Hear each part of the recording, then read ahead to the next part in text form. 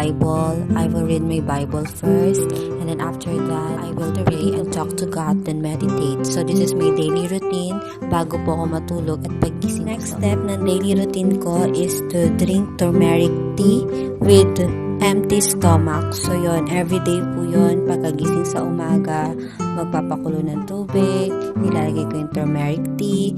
Yan, without sugar, without honey. So pure ko pong iinumin yung turmeric tea. Kasi dito sa Bahrain, talagang mayaman sila when it comes to turmeric.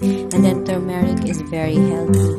As in yung family namin ay talagang pinapatronize namin ang turmeric. Even when I was young, nabuhay talaga ako sa mga herbal na gamot. Kahit may ubo, inom lang ako ng malunggay. Lifestyle ng foods, talagang mas priority ko kumain ng vegetables.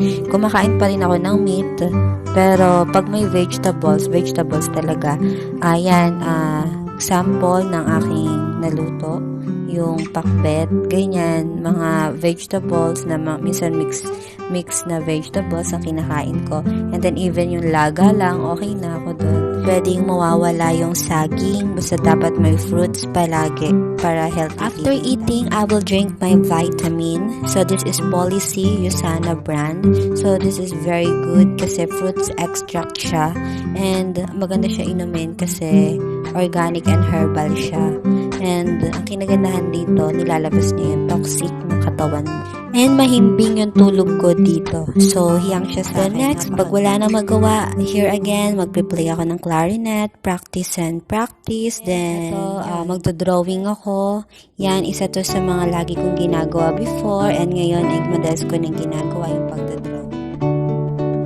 Yan, next daily routine na hindi pwedeng mawala sa lifestyle ko, yung jogging, walking, kasi kailangan natin to para mapalakas natin ang ating immune system. Most of all ngayon, sa panahon ngayon ay may COVID-19 and we need this. Alright, so we're now here at Wadi Al Sail. So this is part of Rifah here in Bahrain. And taran! That's the biggest Bahrain flag. That's where the palace is. So basically that's where the royalties live.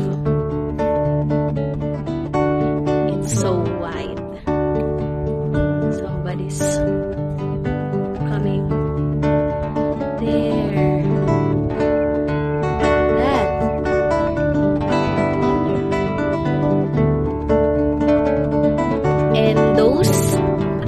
Houses there are the military houses, according to Sir Warren.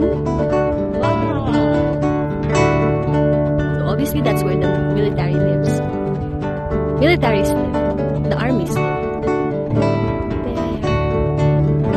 So this is our new jogging spot.